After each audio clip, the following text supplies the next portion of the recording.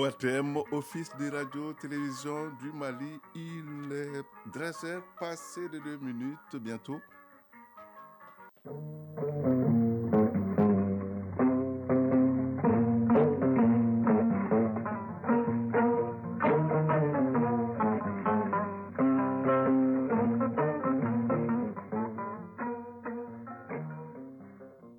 Le journal, Seydou Fomba. Bonjour.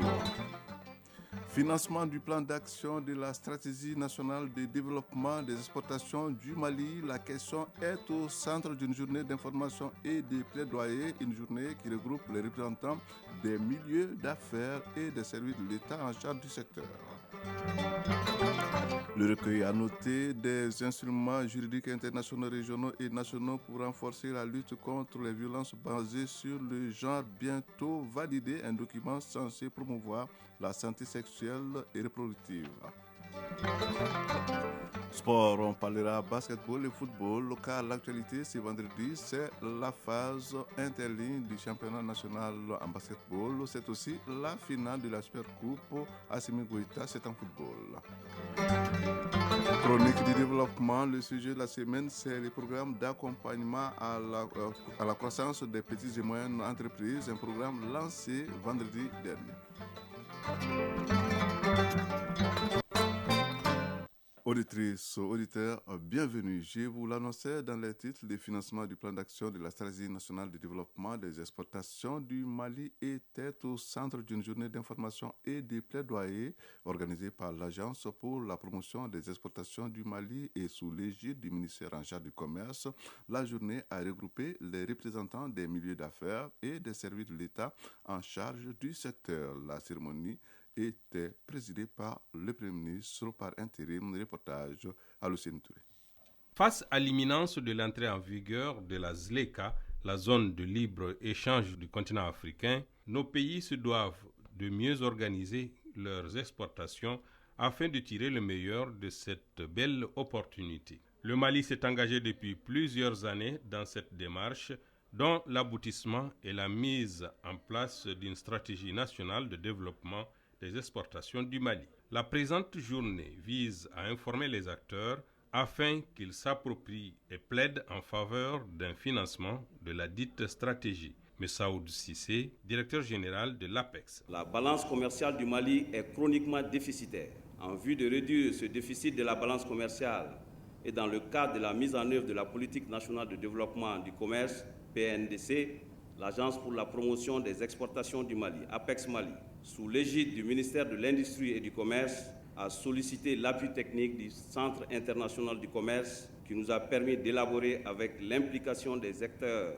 concernés par le commerce extérieur la feuille de route pour le développement des exportations du Mali. La mise en œuvre de la stratégie incombe au ministère en charge du commerce à travers son bras séculier qu'est l'APEX. Ainsi, sur 113 actions envisagées par le plan d'action 2022-2025, l'APEX a été impliquée dans 89, et cela en dépit du double contexte sécuritaire et sanitaire. Mohamed Ould Mohamed, ministre de l'Industrie et du Commerce. L'élaboration de cet important outil de développement des exportations, faut-il le rappeler, s'inscrivait dans les orientations de la politique nationale de développement du commerce. L'objectif est de tirer profit de l'appartenance du Mali à plusieurs unions économiques, douanières, ainsi que des préférences commerciales mises en place par certains pays partenaires. C'est pourquoi le gouvernement du Mali, en approuvant la stratégie nationale de développement des exportations, entend surmonter les difficultés identifiées et les défis liés aux crises multidimensionnelles à l'effet d'offrir des opportunités nouvelles et de développer des filières à fort potentiel d'exportation. Le chef du département estime également qu'au regard des efforts ainsi fournis, les exportations connaîtront une véritable diversification et aboutiront à des avantages comparatifs significatifs sur le marché unique africain. Un atelier pour valider le recueil à noter des instruments juridiques internationaux, régionaux et nationaux pour renforcer la lutte contre les violences basées sur le genre est en cours ici à Bamako. Le document doit permettre à la structure dénommée Conseil et appui pour l'éducation de base et ses partenaires de promouvoir la santé sexuelle et reproductive. Compte rendu Valentin Rougidialo.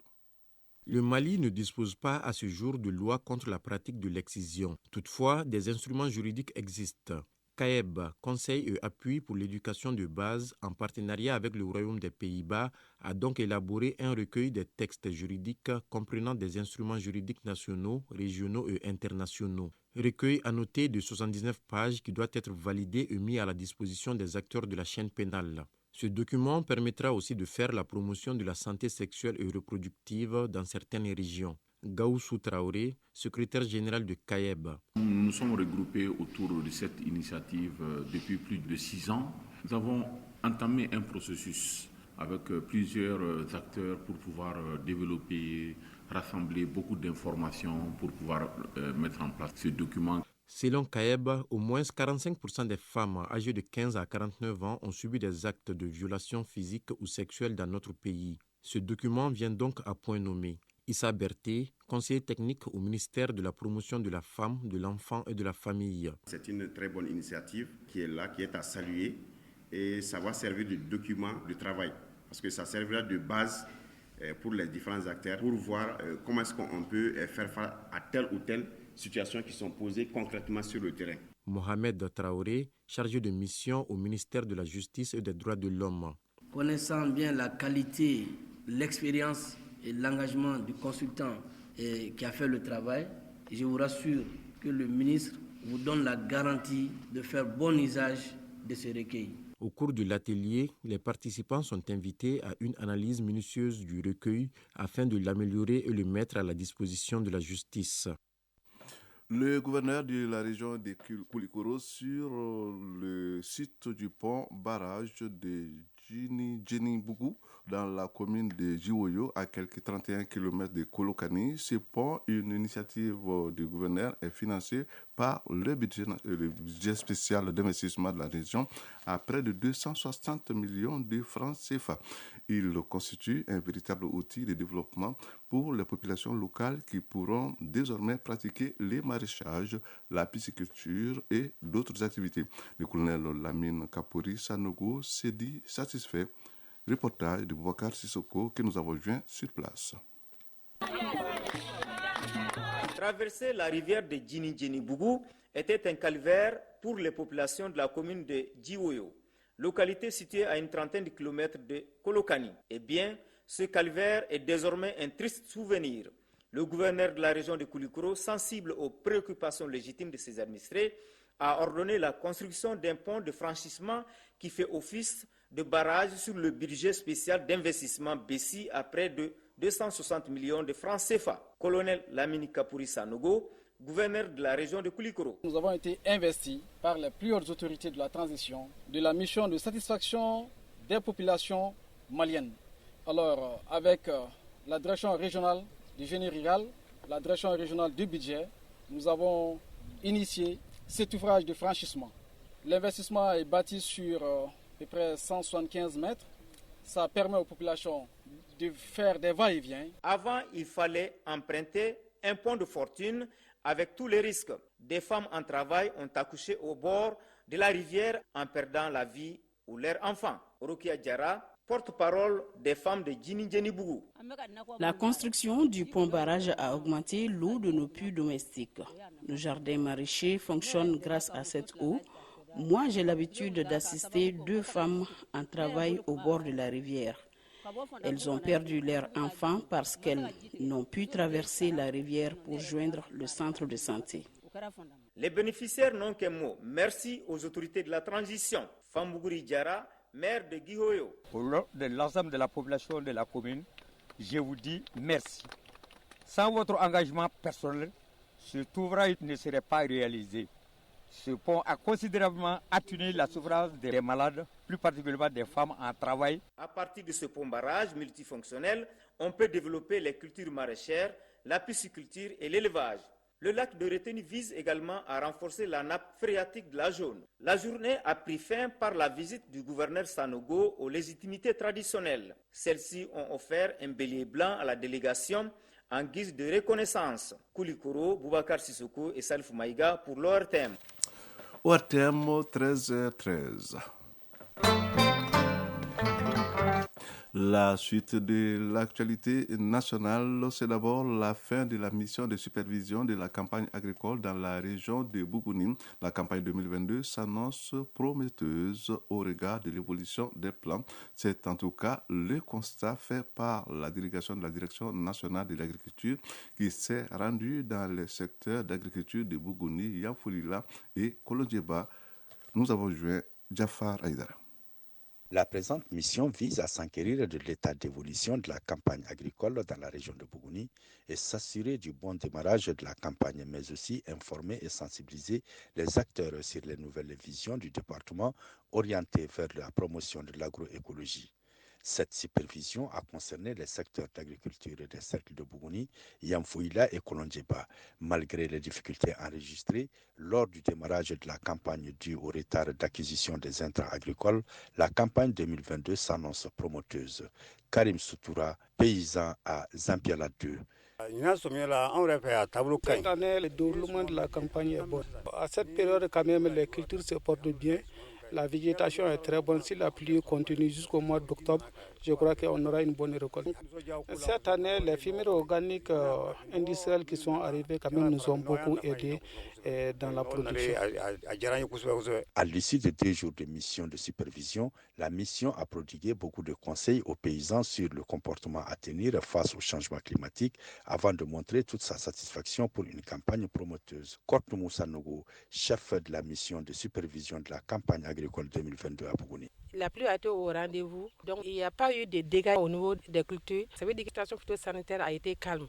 La pluie également a été bien répartie dans l'espace et dans l'état. Si les pluies continuent à ce rythme jusqu'en fin septembre, début octobre, et que vraiment la situation sanitaire demeure toujours calme, on peut espérer vraiment une bonne campagne agricole. À noter que partout, la mission a tenu une rencontre avec les acteurs de l'agriculture et s'est réjoui de l'état d'avancement des cultures. Bougouni, Chafar Aïdra, Abdul Karim Konaté, Djibril Bagayogo pour l'ORTM.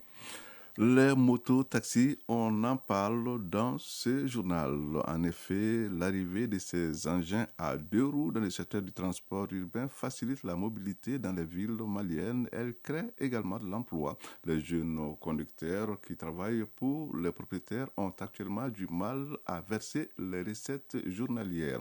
La raison, le prix du carburant qui a augmenté, le nombre de motos qui aussi ne cesse de croître. La saison des pluies a accentué une situation déjà difficile car quand il pleut, les motos sont à l'arrêt. Les motos-taxis au Mali, qu'en est-il? Élément de réponse avec Ben Massibi. De nos jours, les motos-taxis font partie intégrante du quotidien des Bamakois. Elles contribuent à faciliter la mobilité urbaine. C'est aussi un moyen d'absorber le chômage. Aujourd'hui, beaucoup de jeunes travaillent dans ce nouveau secteur. Si certains conducteurs de motos évoluent à leur propre compte, d'autres le font pour des propriétaires, à l'image de Modibo Traoré qui possède 5 motos. On loue les motos aux conducteurs et ils nous versent des recettes journalières de 2500 francs CFA, sauf le dimanche. En cas de panne ou d'accident, c'est nous qui prenons en charge le coût. Malgré tout, certains conducteurs ont du mal à verser régulièrement les recettes. D'autres structures, dans le souci de créer de l'emploi, se sont lancées dans la location de motos. Ils ont ainsi mis en circulation 300 motos. Au départ, ils avaient convenu d'un contrat de 18 mois et une recette journalière de 5 000 francs CFA avec les conducteurs. Zoumana Kane, directeur adjoint d'une société de location de motos. On a fait un petit calcul. En allant à 18 mois, ça allait créer d'autres problèmes. Et de 5 000, on est revenu à 2 500. Après 7 mois d'activité, on a réduit à 2500. De 18 mois, on est revenu à 12 mois. Une baisse qui permet à ces conducteurs de mototaxi de pouvoir s'en sortir, car selon ces derniers, actuellement, ce n'est pas évident de tenir leur engagement avec les propriétaires. Madi Sissoko, conducteur de mototaxi. Actuellement, ce n'est pas facile. Le prix du carburant a augmenté et le nombre de courses a diminué car c'est la saison des pluies. Chaque fois qu'il pleut, les motos sont à l'arrêt.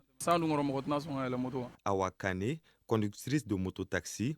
Aujourd'hui, ça devient un peu difficile parce qu'il y a beaucoup plus de motos. Et d'autre part, à cause de l'hivernage et tout ça. Alou Touré, conducteur de mototaxi. Conduire une mototaxi n'est pas facile aujourd'hui. Une course de 1000 francs CFA, les clients te proposent 500 francs CFA. À ces difficultés s'ajoutent les accidents, les cas de vol et les pannes de moto. Si la plupart de ces incidents sont pris en charge par les propriétaires, ils privent un temps ces conducteurs de leur seule source de revenus. Vous êtes sur Radio Mali, il est 13h, passé de 18 minutes. L'actualité hors du Mali, à présent, une actualité qui nous conduit d'abord au Sénégal, où les ministres de l'Environnement des pays africains sont réunis depuis hier, précisément à Dakar, pour parler du climat et de la COP 27, en présence de l'envoyé spécial américain pour le climat. John Kerry a annoncé un soutien financier de son pays au programme de la Banque africaine de développement pour la réduction des émissions de méthane en Afrique. Il a également rappelé que l'an dernier, les États-Unis ont accordé 8,2 milliards de dollars à l'Afrique pour l'aide humanitaire et la lutte contre les effets du changement climatique. Une conférence pour passer en revue les défis écologiques en Afrique et préparer la prochaine COP 27 qui se tiendra en novembre prochain en Égypte. Les participants ont insisté sur la nécessité de se mettre d'accord sur des orientations communes en Afrique pour parler d'une seule voix à la prochaine COP 27, particulièrement sur la question des financements. En Tunisie, une nouvelle loi électorale réduit le rôle des partis politiques au Parlement. Selon cette nouvelle loi électorale présentée hier par le président Kais Saied, les Tunisiens éliront leurs députés individuellement, donc plus question de voter pour une liste présentée par un parti politique. Un changement qui affaiblira l'influence des formations politiques. Le président tunisien a mené une série de réformes visant une refonte du système politique depuis qu'il a gelé les travaux du Parlement en juillet 2021, s'octroyant la quasi-totalité des pouvoirs, ce que ses opposants ont dénoncé comme un coup d'État.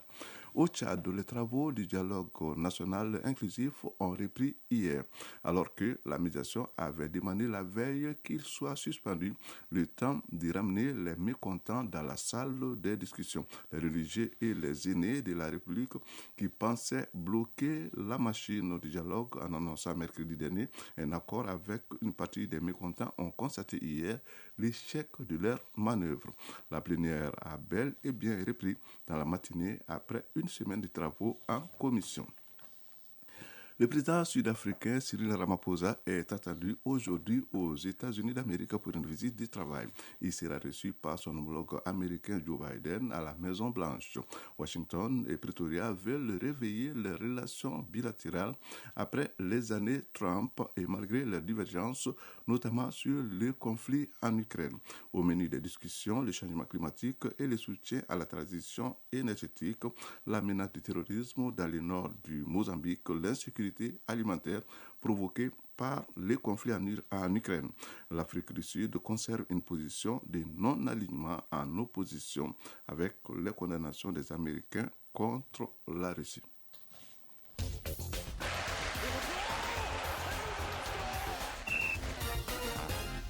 L'actualité des sports ce vendredi, c'est d'abord le basketball avec la phase interligue du championnat national qui a démarré hier à Koutiala. La deuxième journée se joue ce vendredi. En football, l'actualité, c'est la finale de la Supercoupe Assimi Goïta qui se jouera cet après-midi entre Bamako et Mopti. Les deux finalistes ont déjà reçu leurs équipements. Le dernier acte de cette fête de la jeunesse malienne. Les résumés de l'actualité sportive, c'est avec Isaac Chen. Football, Supercoupe Colonel Assimi Goïta, Bamako Mopti, c'est l'affiche de la finale de cette deuxième édition. En demi-finale disputée mercredi au stade Moro Konaté, l'équipe de Bamako a pris le meilleur sur celle du CNT, victoire 2-1. De son côté, Mopti a validé son billet pour la finale grâce à sa victoire 4-2 face à la formation du gouvernement. Bamako et Mopti se donnent alors rendez-vous cet après-midi au stade Mamadou Konaté pour la grande finale de la deuxième édition de la Supercoupe Colonel Assimi Goïta prévue à 16h. Les deux équipes finalistes ont reçu hier leur maillot pour la finale. Les organisateurs se réjouissent déjà de la bonne tenue de la compétition qui marque la victoire de la jeunesse malienne, nous dit le président de la commission d'organisation, le lieutenant-colonel Cheikh Mohamed Chérif Tunkara, au micro de Bourima Diallo. Et nous remercions le président de la transition, son excellent colonel Assimi Goïta, qui a bien voulu parrainer cette coupe et donner son nom et mettre un trophée pour la jeunesse, pour que la jeunesse puisse trouver une activité saine et récréative, une activité de cohésion qui va permettre de renforcer l'entente et le vivre ensemble. Alors nous sommes heureux de pouvoir remettre aujourd'hui ces deux maillots aux équipes finalistes, à savoir Bamako et Mopti. Nous espérons qu'il y aura du bons matchs, du bons spectacles. Ma préférence, c'est qu'il y ait plus de buts, beaucoup de buts, et que nous, spectateurs, nous en réjouissons. Bon, je disais tantôt, il n'y a pas de vainqueur ni de vaincu dans cette compétition de Supercoupe Colonel Assimi Goïta. C'est la jeunesse malienne qui gagne et c'est le Mali qui gagnera. Une finale à suivre en direct sur la radio nationale, sur le réseau synchronisé et la télévision nationale. Basketball, la phase interligue du championnat national de basketball a démarré hier à Koutiala. 8 clubs en dames et autant en messieurs, soit 16 au total, sont en liste pour tenter de décrocher les 4 places en jeu pour la première division. Au compte de la deuxième journée aujourd'hui en hommes, Centre-Falais joue contre Djebo de Mopti, CRTB sera face à AFPSS, Sigilekai USM, Centre-Birou d'Ambélé, USFAS, chez les dames, US Nyono, US Sévaré, CRTB Sony, CFSMK, Tata, CDB, Commune 6. À titre de rappel, les 4 équipes en dames et messieurs qui totaliseront le plus grand nombre de points à l'issue de cette phase interligue accéderont à l'élite du basketball malien la saison prochaine. Chronique du développement. La chronique du développement de ce vendredi est consacrée à une nouvelle structure d'emploi dénommée Programme d'accompagnement à la croissance des petites et moyennes entreprises. Lancé vendredi dernier, le programme PAC-PME est financé par le Royaume des Pays-Bas et va accompagner une centaine de jeunes entrepreneurs pour une durée de 2 ans. La chronique du développement, c'est une réalisation de Soumaïla Berté et Marc Damélé. Le programme d'accompagnement à la croissance des petites et moyennes entreprises PAC-PME Mali est une nouvelle opportunité pour les jeunes entrepreneurs maliens afin de rentabiliser leurs activités. Dans sa phase pilote, PAC-PME va cibler 100 entrepreneurs évoluant dans tous les domaines d'activité, dont 40% des femmes. Il est porté par le réseau Agri-Vision Sahel, dont Oudou Bengali est le coordinateur régional. Le programme PAC-PME, c'est le programme d'accompagnement à la croissance des petites et moyennes entreprises dénommé PAC-PME. Son objectif, c'est de contribuer à l'augmentation des possibilités d'emploi pour les jeunes maliens.